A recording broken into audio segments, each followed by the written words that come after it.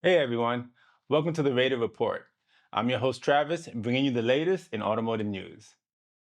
Nissanda? Wait. Nissan, Mitsubishi. I don't even know how to say this, okay? Nissan, Honda, and Mitsubishi are merging. Nissan and Honda are Japan's second and third biggest automakers, following behind Toyota, of course. All three of them have been legendary in the automotive world.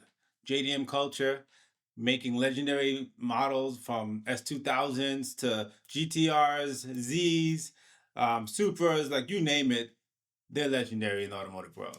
So it came as a surprise when two of the big ones, Honda and Nissan, decided to join together to make one company.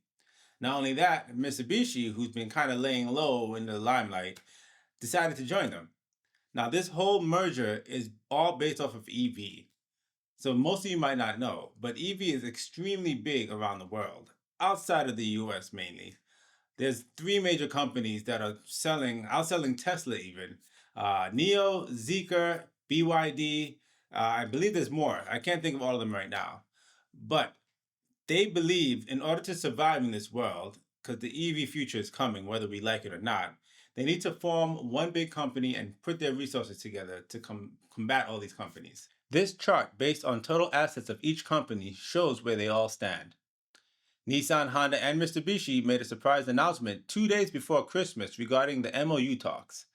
Now, if you guys don't know, MOU stands for Memorandum of Understanding. Although it was a non binding MOU, they agreed it needed to be speedy. Well, speedy will be accomplished if things go according to plan.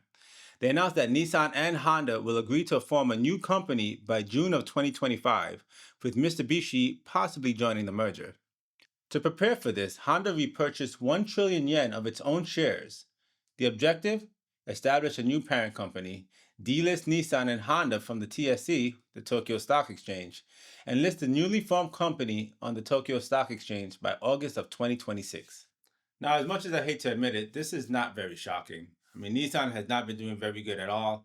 Honda's been kind of just skating by, not bad, not good, but they're not as good as they used to be. They're not the big power hitters that used to be in the 90s. They don't make the same kind of models. The quality is not exactly where they used to be. It's not quite all there.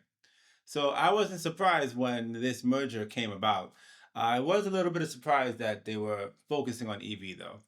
Unfortunately, as much as we don't like it, EV is a thing. It is going to come no matter whether we want it to or not.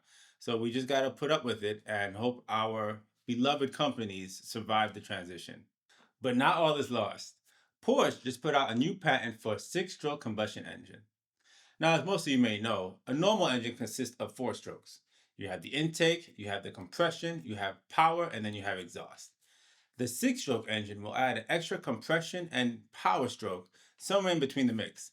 I believe it makes it a 7-cycle. I'm not fully certain. It's all very technical, but still very impressive.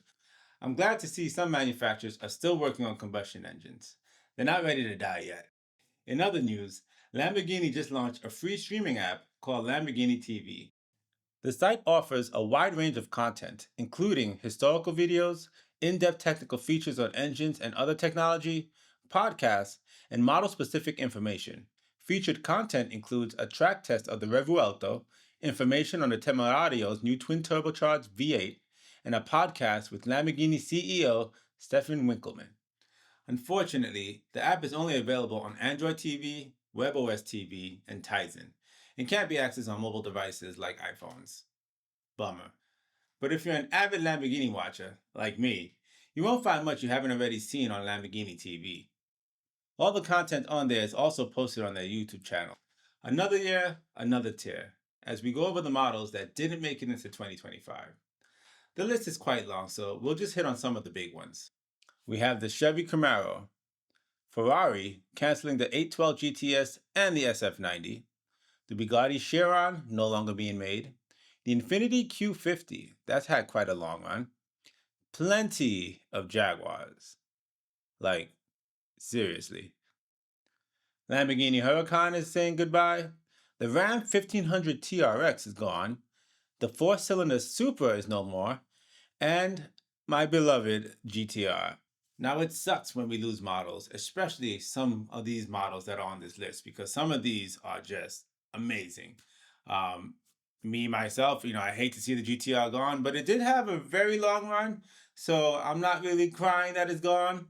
I'm kind of saying, job well done, Nissan. Let's go to the next step, which we already know is EVs. So let's just enjoy this step. Now, Jaguar. What the? Besides the fact that many of their models are going away for 2025, they have been up to some questionable things lately. Let's talk about that commercial. Let's not talk about that commercial because I don't even know what that was. I didn't even know it was a car commercial until their name came up. It was a bit alarming. They need to tread carefully. Jaguar is a very, very legendary company. They've been around for a long time. They've made some classic cars that just will last forever, but they have been doing some changes. And I understand where they're coming from. They've been out of the limelight for quite a while. A lot of their models don't really sell that well, at least in the US. Even across the world, they're not as big as they used to be. So they needed something to turn them around and bring them back in front of the masses. I'm just not so certain that this is the right way.